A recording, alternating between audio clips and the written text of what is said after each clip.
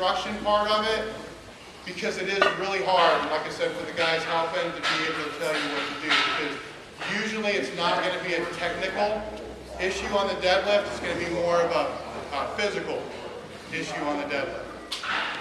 So I'll start with sumo. With the sumo deadlift,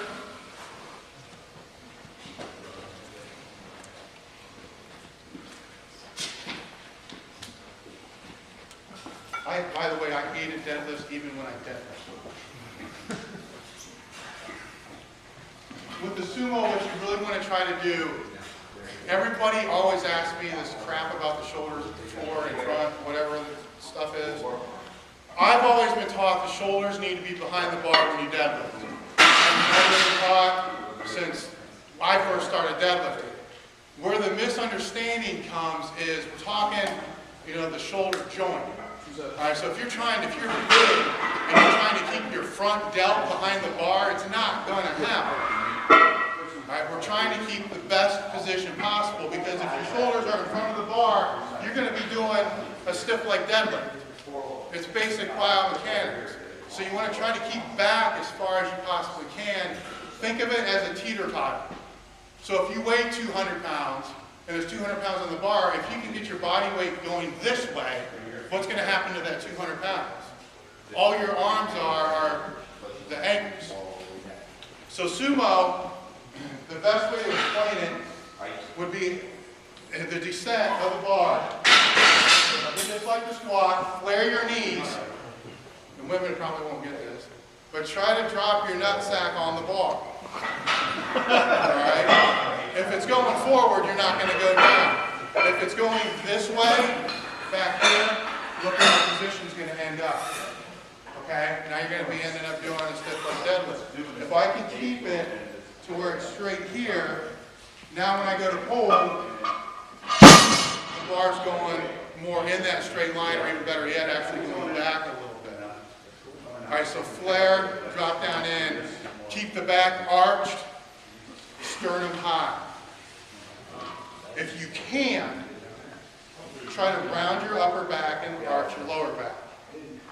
By that, if my arms are here, see my upper back's tight, here, that's where I'm going to have to finish the pull. If I relax here, now I finish the pull a little bit lower. Alright, there's no rule that says you have to be in a shrug position. Okay? So the same for the sumo here. It's going to relax, drop down in, some will go here, some will go here. Whenever you go down to the deadlift, and I'm not the most flexible person in the world, but you should get to a point where you have to pull yourself down to get to the bar. If you have to pull yourself down, that's going to create that stretch reflex that really doesn't happen with the deadlift. The other thing, if it's a deadlift bar, probably won't matter if you're not a competitive lifter. You want to pull the slack out of the bar before the bar leaves the floor.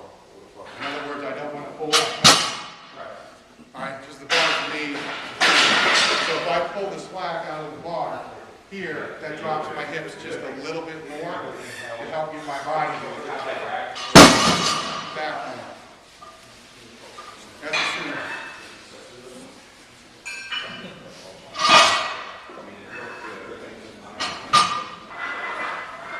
Conventional, it's going to depend upon how tall you are, what your leverages are. You want the bar to go back. Where your toes are going to be in relationship to the bar. I don't think anybody really knows. Alright? You just want to make sure that you are dragging your legs, and you start dragging your legs really as soon as you possibly can. So if you stand too far up, it's going to toss you too far forward. Okay? If you back off of it some, then when you come down, you can pull into it. It's going to suck.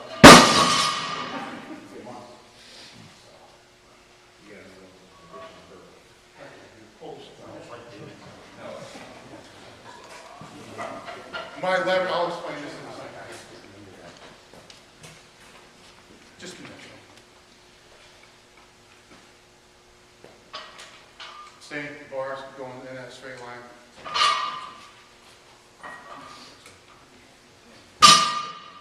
You don't want that deep squat right. Remember looking at the tape. No. What you want to do is you want your hips to actually be as close to the bar as you can. Your hips are the leverage point. So the closer the hips are to the bar, the shorter it has to move without becoming as stiff like that. Okay. That's kind of why deadlift suits work, because most people, when they do pull conventional, will put their hips a little bit too low. If you put a suit on that's going to rack your nuts, you try to sit too low, you don't do it. It puts you just a little bit higher, so your hips are closer to the bar, and it becomes better leverage.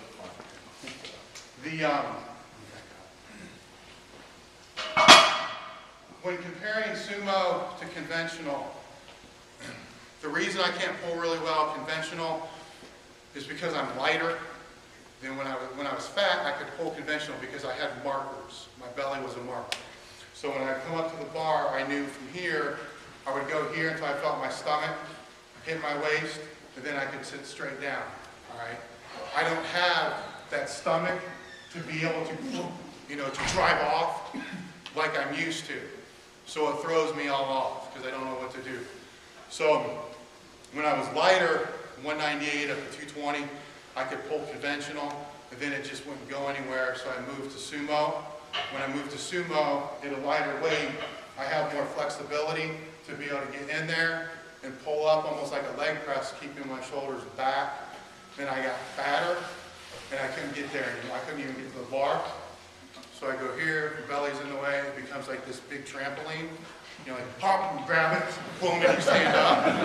Right? So that's why your deadlift, am I right? I mean, your deadlift style and technique will change based upon body weight and so forth. Is there anything I forgot as far as, because you were off that? No, just pushing your knees out, just like we did on the squat. Push your knees out. Like you said, don't try to push back as much on the deadlift in your sumo as you do like we did on the squat. You really focus on pushing your knees out as much as you can because you want to try to create that line. You don't want to utilize your back. You don't want your upper back being too far bent over, which is going to cause you obviously to be a lot weaker. So again, the strongest joint you want to load on here is your hamstrings and your glutes and your hips. So. Now I will say this about the deadlift is from a powerlifting perspective or strength perspective for the lift. I think doing multiple reps on the deadlift is worthless unless you're going to let the bar settle or do multiple or stand up in between. In other words, here, back. That's how I would prefer it to be done because I can't count the number of times I go to a meet, or we go to the meet, say Todd's helping me, bar's loaded, I run up to the bar and it'd be like, where my toes go? We don't even know. Because we don't have that technical, we didn't deadlift. The only time we ever deadlifted was in a meet. And we always wrote PR. We used other exercises to build the deadlift. The reason why I'm saying it's worthless, it's not worthless if you have a solid bar. If it's a Texas power bar, fat bar, or a bar that doesn't bend, that's fine, but still let the plate settle. What happens if you're doing multiple reps, and say you're using a deadlift bar, and you have 6 plates, something most of you guys are going to have 6 plates, but 6 plates on each side. Deadlift bars bend.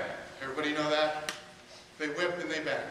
So if you're doing sets where you're going 1, 2, 3, and you're tapping like that, the first thing to hit the floor is the plate on the end of the bar. That inside plate, if you look at videos, is this far off the floor. So that would essentially be the same as doing a bench press, doing the first rep to your chest and then slipping a 2-board in and doing the next 6. If you're trying to build your deadlift and you want to use the reps, at least don't tap the floor, let it settle, then pull. And if you look at, like I think Andy Bolt and some of the other guys do, some rep deadlifting, watch how they do it. It will settle, they won't step away, but it will, they'll pull, they'll let it settle, and then pull. Instead of tap, tap, tap, tap, tap. Questions on the deadlift? Dave, I know probably the answer is going to be that everybody's different, but is there a single rule when you're looking at a powerlifting deadlift, when you're looking at somebody's body type or leverages, whether they should move towards sumo or whether they should maintain? I can usually guess and say if you're taller and thinner, usually conventional is going to be the way you're going to go. Usually. If somebody's got big quads and a short structure, they're probably going to do better sumo. Because if you can lock in, I mean, there's a guy years ago named Nick Lavatoli. I mean, this dude, he could lock in his sumo. I swear to God, it looked like he was leg pressing. Nothing moved. It's just all his knees did was go boom. And he pulled, what do you call it? Mid-eights. I mean, it was unbelievable. And that's when we're like, hey, we got to figure out how to lock our torso in and stay in that position so all we have to do is that and not have to deal with any of this. But he was built for that, you know, and the longer arms kind of help too. Yeah, Vincentella is another one. I mean, there's some people that are just built for the deadlift, but don't take that for granted. They still got to pick the shit off the floor. You know, it's never easy. So I guess a follow-up to that is there any usefulness in training, if you pull conventional, is it useful to train sumo, to switch back? Yeah, it's just going to bring up your hips. Yeah, it will help your squat. It's going to bring up your hips. I'll touch on that this afternoon with programming a little bit on how you can put the deadlift in the program. The deadlift is one of those movements that it's very, very hard to recover from. You know, if you're pulling hard, if you're doing pin pulls, you're doing things like that. So that's why it becomes a challenge to be able to train it every week. You know, especially if you become better at the deadlift and stronger at the deadlift, because now your workload goes up, which makes it even harder to recover. So there's got to be ways, you know, to put it in to maintain and work on the technique and not, you know, drive you backwards. So it's the programming thing more so. Sometimes, I mean, it's a tricky one too, because sometimes high rep deadlifts 3-4 times a week, you put your deadlift through the roof. Sometimes not deadlifting at all, put your deadlift through the roof. So it all depends. Dave, what do you think about the trap bar deadlift as like a soft accessory lift? I hate it. He was there at the time when it was, you know, back at Westside, it was like a bedroom. We had a trap bar, and we used the shit out of that thing for about a year. Nobody's deadlift went up, and then we ended up throwing it in the trash. It's all quad. The deadlift is all hamstrings and lower back, you know, and things all posterior chain. Now, it's great if you're training athletes and whatnot, and you want to work more quad type things. But as far as building the deadlift, we had strong, I mean, Westside's still the strongest gym in the world. I mean, we tried. It wasn't like we didn't try it. You know, we tried everything. It was just a total, it's a total waste of What about time. the low grip though? Because sometimes the kids at school, and you train a lot of football kids that come in, they always do everything from the high grip, and they think they're Superman because they can pick up 500 on high grip. Well, that's different. I mean, those are ego, those are ego. But I'm saying, you know, low grip. We tried low grip, high grip, standing on mats, everything. You know, like I said, it ended up in the dumpster with a lot of the other stuff. So there may be a way to program it we didn't figure out, you know, but it certainly didn't fit with the programming that we were doing. Not as much as regular deadlifting, and we really never deadlifted straight off the floors, either off mats, you know, and racks.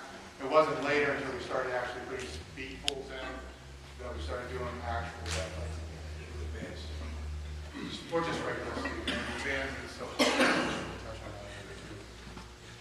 Okay, let's break out, pull a little.